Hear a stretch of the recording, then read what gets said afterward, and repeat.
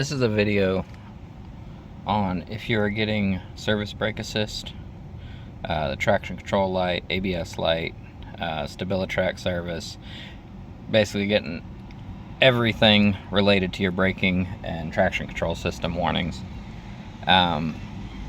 Chances are it's going to be a bad wheel speed sensor or the wheel bearing itself. In my case, I've had two go bad and both have been the bearing, not the sensor. So first things first is I'm going to scan for the codes. If you don't have a scanner, AutoZone and O'Reilly both offer services to get the codes read. As you can see, I have no powertrain codes, but that's not what we're looking for. We're actually wanting to run ABS codes, and most cheap readers, cheap being like the $12 ones. This one was like 50 bucks on Amazon. This Innova 3040 RS is a very, very good cheap quote-unquote scanner you can buy. But we're going to run the ABS codes. This is a 2009 Cadillac CTS, if you didn't see in the title. Let's run the codes and see what we get. So we're going to get right front wheel speed sensor circuit signal erratic. So the signal erratic is what tells me it's not the sensor. It's actually the hub itself, because the hub has a magnetic strip that goes around, that's what the sensor reads off of, and the magnetic strip over time starts to break apart, and that's what's happened on my vehicle in the past on the driver's side. So this is the front right, so it's going to be passenger side, so you'll read the left right as if you're sitting in the driver's seat. So this tells me that I know where to look, which is going to be the passenger side wheel hub is where I'm going to start. And if that looks good, then I'd move on to the sensor. But let's go ahead and set this down for now. I'm not going to clear any codes until I fix it. I got my parking brake set. Got the car jacked up. And on a stand, I also threw the wheel under there, just extra security habit I have. So I've already removed the wheel. I think everybody knows how to remove a wheel, so that's all I've done. So what you're gonna look for is on the back side of this, there's a magnetic ring on the hub, right where I'm pointing. That's a magnetic ring. If you follow it around, this is the sensor poking through, but at the bottom, you can see it's broken. It's missing a chunk. That tells me that it's the hub. And that does come as a hub assembly. So that's what I'm going to change out today. But that'll tell you what's wrong with the wheel speed sensor. So I'm going to go ahead and get the brakes taken off, and then the rotor, and then we'll get down to the hub. At it, I go ahead and turn the wheel all the way to the left for the passenger side, just to give us more access to the brakes. And it's going to be a 14 millimeter. We're going to remove this bolt here, and then this bolt here on the bottom. That's going to remove the caliper. That's step one. We'll point out that you're going to need 2 wrenches.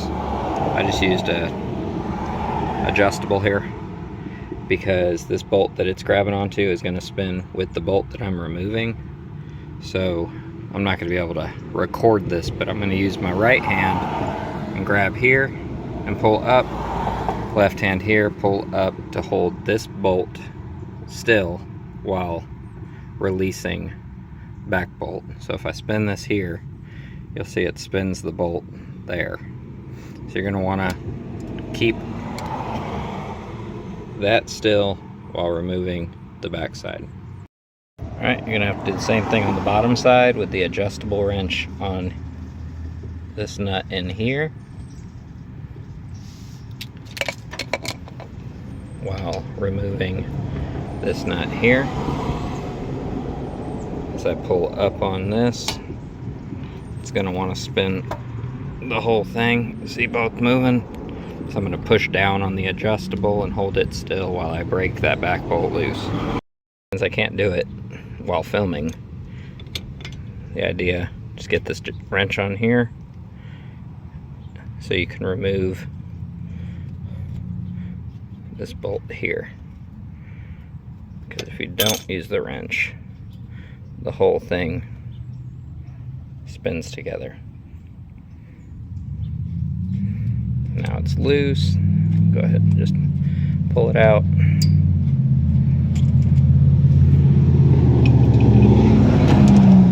So those two bolts will hold the caliper on, and now the whole caliper is going to be loose. You can just pop it off, and then I'm going to hang it up to this bracket here, which I'm going to do now off camera. No bungee available, so I used a couple zip ties. That's to protect the brake line from just getting yanked on if you were to try to hang it, end up with a leak there. So next step is you're going to remove your brake pads, which should just slide right out. Just keep them oriented on the ground the way that they come off.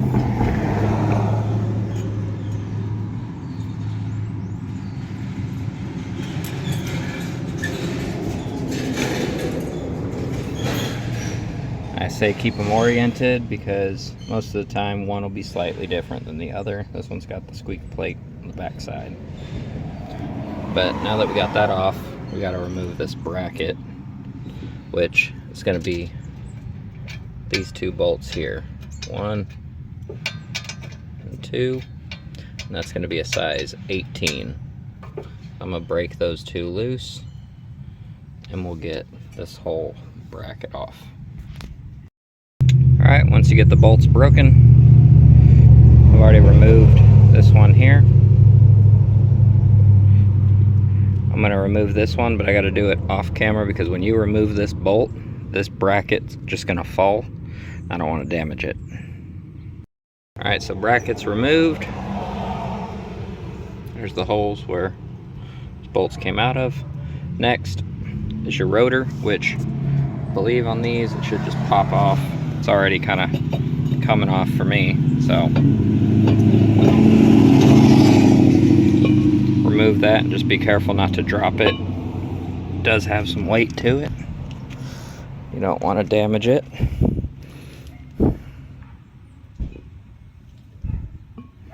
Set it down nice and easy.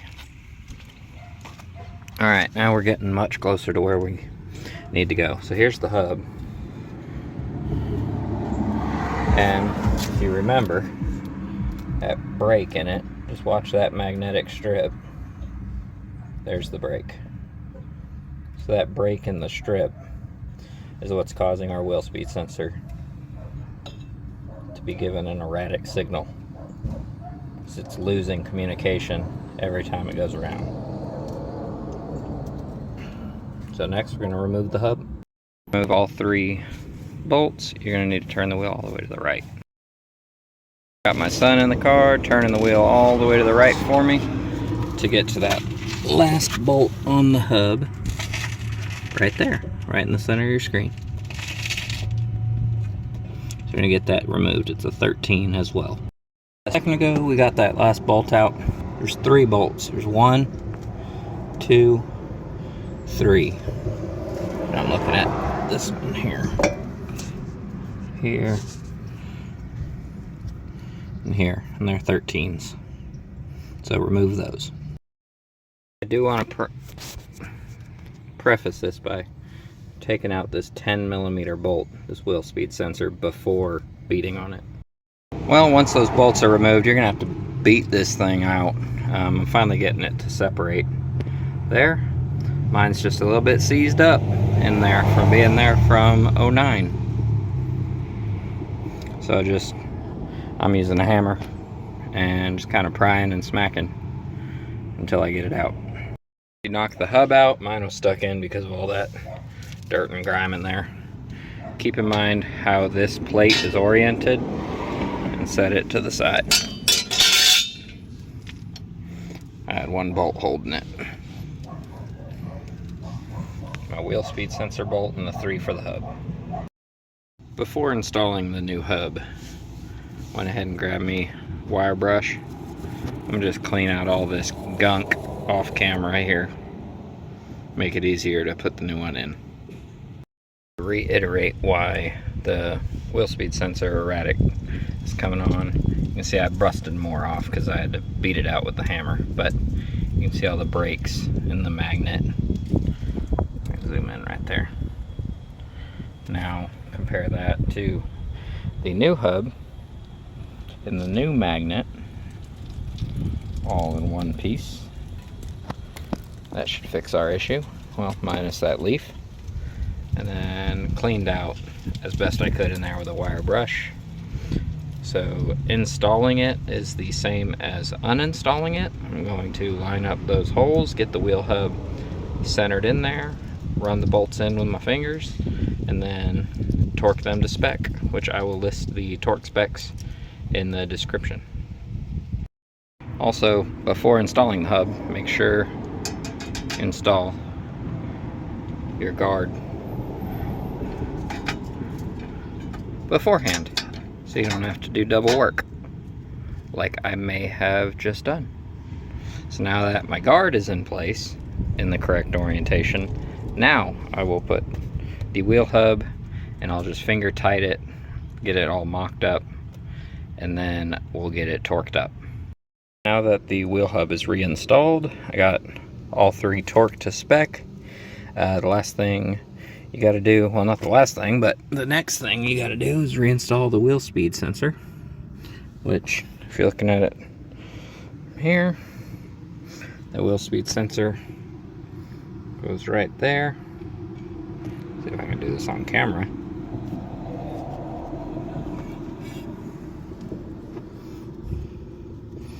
We'll just push it into place, and then it's a 10mm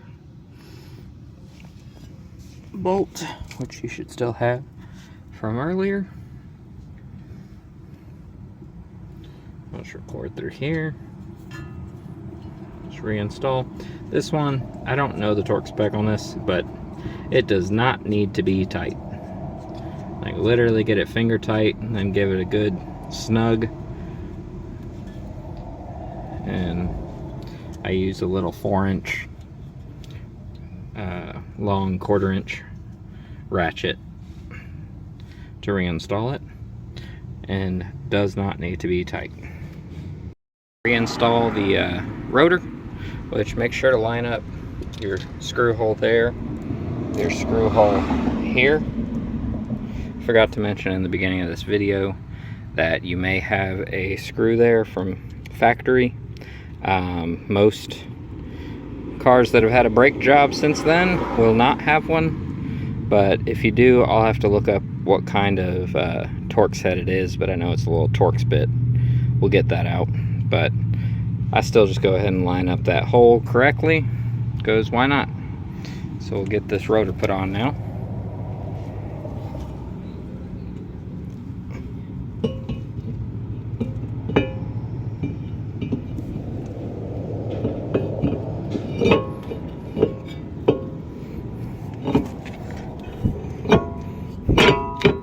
Had to use my knee there since I'm recording. And then from here, it's, if you've ever done brakes, you know what to do next. We'll get the bracket put on just like it came off, put it straight back on. Just make sure that this hardware is installed in the correct spot. If it popped out, once you get that on, next you'll get the pads on. Once you have the pads on, get the caliper slid over, and finally put in the caliper bolts. And we'll go step by step here though. But first, I'm gonna slide this bracket back into place. I put the bolts in just so I didn't misplace them.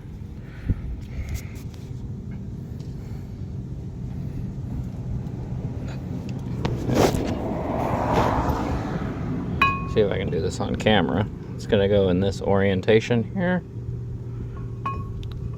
Slide it in place. If you remember earlier, if you're not careful, it'll fall, so I'm gonna have to put down the phone here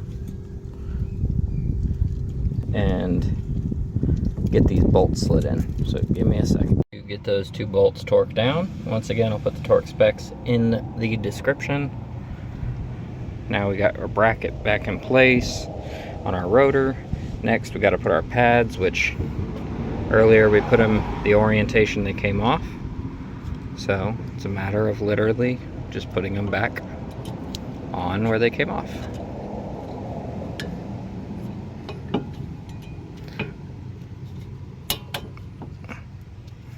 Got one. And the one with the squeak plate goes on the rear. Kind of hard to film that one, but those slid into place.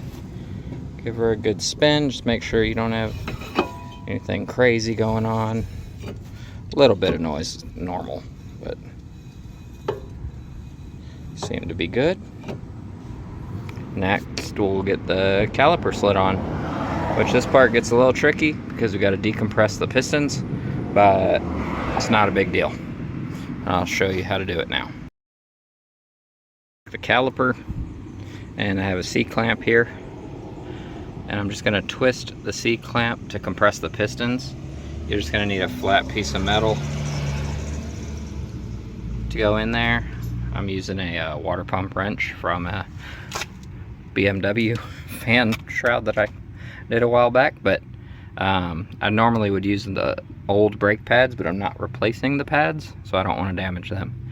So I'll go ahead and twist this, compress those pistons down, which they really don't need a whole lot, maybe a couple centimeters, and then they should slide nice and easily back over the pads.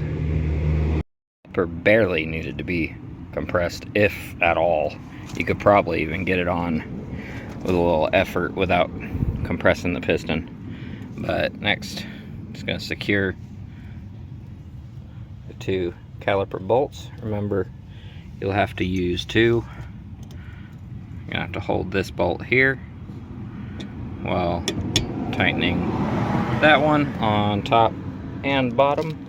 And I'll put the torque spec in the description. But I need 2 hands to do this. From here on, it's just a matter of putting the wheel back on and clearing the codes and taking it for a test drive. Alright, well, I cleared the codes and I kind of thought maybe y'all don't know how to clear the codes, and the only way I can say is read the owner's manual of whatever scanner you use. For mine, earlier when I read the codes for ABS, all I have to do from that point is just hit erase and hit enter, and then it erases the codes, but it's going to depend on your scanner. But yeah, that's it. Hopefully this helps you diagnose it. If you come across that wheel bearing and you look and that whole magnetic strip is still there, chances are you might have a bad sensor. But either way, it's not an expensive fix. I paid 55 bucks for the wheel bearing that I swapped out today, and I'm rolling with the old sensor. So hopefully this helps, and thanks for watching.